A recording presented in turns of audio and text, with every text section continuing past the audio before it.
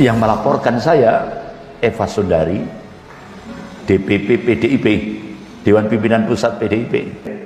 Makar itu kan minimal punya senjata. Nuduh saya itu makar terhadap negara. Ini buzzer istana. Akhirnya saya datangi, saya disidik. Jadi apa? Coba videonya ditayangkan di kepolisian Polres Jember. Hanya videonya ditayangkan.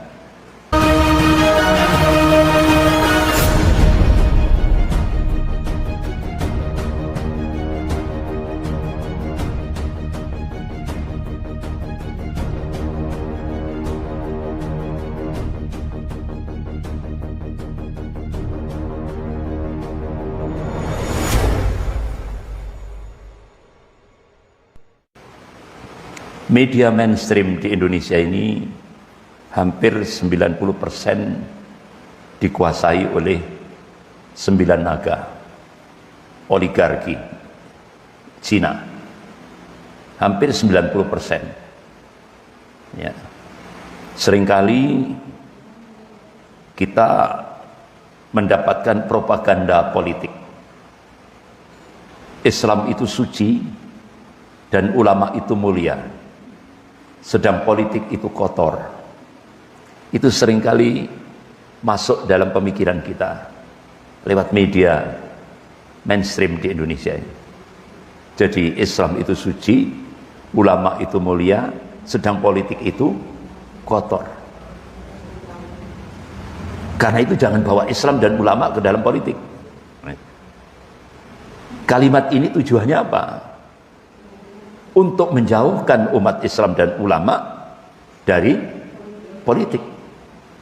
Padahal politik itu ajaran Islam. Ini. Makanya sejak zaman kita dijajah oleh Belanda, masjid itu hanya untuk ibadah saja. Jangan sampai digunakan untuk politik. Ya kan? Makanya Bapak Muhammad Natsir memberikan satu ungkapan ketika kita dijajah oleh Belanda. Kalau kita beribadah, itu difasilitasi. Ya, difasilitasi oleh Belanda kalau kita beribadah. Ketika kita masuk wilayah ekonomi, diawasi. Begitu kita masuk wilayah politik, dihabisi sampai seakar-akarnya. Contoh Ustadz Farid Ahmad Uqbah, ya kan? Ustadz Farid Uqbah. Begitu beliau masuk ke wilayah politik, langsung dihabisi dengan tuduhan terorisme, ya kan? Padahal sampai hari ini tuduhan itu tidak berdasar. Bahkan PPATK yang menyatakan Ustadz Farid Uqbah mendapatkan pendanaan ya terorisme itu tidak terbukti. Jadi kinerja aparat kita itu asal tangkap, nanti urusan pasal dicari belakangan. Jadi seperti itu, rusak sudah. Sehingga akhirnya kita bisa melihat 3 ustadz kita, Ustadz Farid Uqbah, Ustadz Dr. Najah, ya, Jain An-Najah, Ustadz Anung Hayat itu. Ini benar-benar kriminalisasi terhadap ulama. Mereka gerah, mereka ketakutan ketika umat Islam yang punya komitmen pada Al-Quran dan As-Sunnah ini masuk wilayah politik, dihabisi sampai seakar-akarnya. Para umahat yang dirahmati Allah, saya aja kemarin pada saat masih sakit-sakit gini dilaporkan sama buzzer istana, ya kan, di Polres Jember. Akhirnya saya datangi, saya disidik mulai jam 10 sampai duhur. Kenapa kok cepat sekali, ya kan? kok sampai zuhur saja. Karena apa? Jadi kecelek mereka. Kecelek itu apa? Kecelek itu apa? Tertipu. Tertipu. Jadi nuduh saya itu makar. Nah, kalau nuduh saya makar itu makar terhadap negara itu kan harus minim itu punya senjata. Iya kan? Makar itu kan minimal punya senjata. Nuduh saya itu makar terhadap negara. Ini Bazar Istana. Akhirnya saya datangi, saya disidik. Jadi apa? Coba videonya ditayangkan di kepolisian Polres Jember. Hanya videonya ditayangkan langsung. Nah, apa yang saya sampaikan itu hasil konferensi pers Majelis Ulama Indonesia Pusat di kantor MUI Pusat resmi, bahkan ditayangkan oleh TV One dan stasiun televisi yang lain. Jadi menuduh saya itu pendapat pribadi. Berarti kan tertipu kan? Ya selesai akhirnya. Sampai menjelang zuhur selesai, langsung sholat zuhur langsung saya tanda tangani, pulang. Bahkan undangan resmi dari Polres Jember itu diminta lagi. Jadi undangannya itu diminta lagi. Berarti kan seakan-akan enggak ada. Malah dari penyidiknya itu tanya, Ustadz, apakah sebelum ini ada penyidikan? Ya. Dari mana Ustaz? Mabes Polri. Berapa yang datang menyidik saya? 6 orang. Saya disidik 6 orang dari Mabes Polri datang ke Malang. Yang melaporkan saya Eva Sundari, DPP PDIP, Dewan Pimpinan Pusat PDIP. Kemudian Juhairi Misrawi yang jadi dubes Saudi, itu kan DPP PDIP. Kemudian DPW PDIP Surabaya.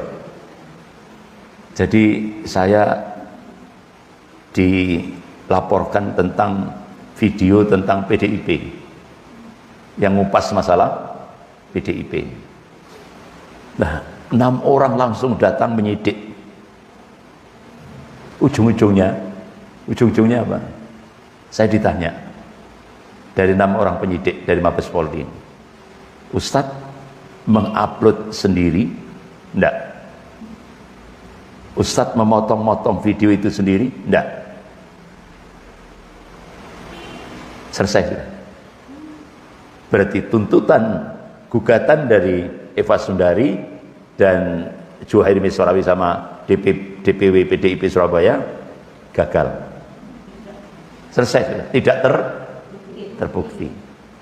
Akhirnya saya dapat info setelah dilacak, yang memotong-motong video saya itu pemuda dari Medan, kuliah di Jogja. Itu yang ditangkap. Jadi saya bebas, lepas dari delik hukum. Jadi dari Mabes Polri pertama 4 orang, datang lagi 6 orang. Ya. Jadi mungkin gerah ya.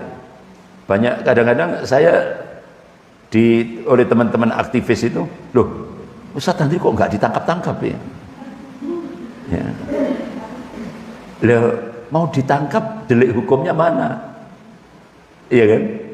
Wong saya tidak pernah mengupload sendiri, tidak pernah membuat potongan-potongan video. Nah itu. Jadi itu kan internal.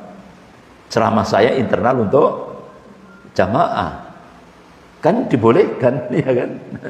Dibolehkan. Kecuali untuk konsumsi publik, ya kan? Nah itu baru di situ ada celah untuk menangkap. Jadi itulah yang saya sampaikan. Kadang-kadang dianggap ini kok nggak ditangkap-tangkap loh, karena memang nggak ada delik hukum. Kalau diperiksa, iya. Ya kan, diperiksa iya. Dari Mabes Polri itu pertama 4 orang. Habis itu selang sekian bulan 6 orang. Terus terakhir kemarin hari Kamis minggu kemarin itu, yaitu di Polres Jember. Saya datangi, artinya saya tunjukkan saya taat hukum, ya kan? Saya taat hukum. Saya tidak akan pernah menghindar. Saya tanggung jawab gitu. Nah itu. Jadi para ummahat yang dirahmati Allah, itu tadi. Kalau kita sudah masuk wilayah politik, kita akan dihabisi sampai ke akar-akarnya. Jadi kalimat ini, yang tadi saya sampaikan tadi, tujuannya untuk menjauhkan umat Islam dan ulama dari politik, agar politisi-politisi yang anti-Islam ini leluasa untuk mengatur negara. Tujuannya itu supaya tidak ada yang menghalangi. Nah, oleh karena itu sekarang tugas kita merubah mindset, cara pandang seperti itu. Apa? Islam itu suci dan ulama itu mulia, sedang politik itu penting untuk mengurus negara dan bangsa. Karena apa? Rasulullah SAW dan Khulafaur Rasyidin radhiyallahu anhum telah mempraktekkan siasah as-syar'iyyah, politik Islam yang benar dan bersih. Untuk apa? Menjadi uswatun hasanah. Nah, ini kalimat ini yang harus kita munculkan, kita sosialisasikan di masyarakat kita. Jadi kita rubah mindset itu. Ya. Karena kita jangan sampai Islam dipisah dengan politik. Karena politik itu merupakan bagian dari ajaran Islam. Nah, itu.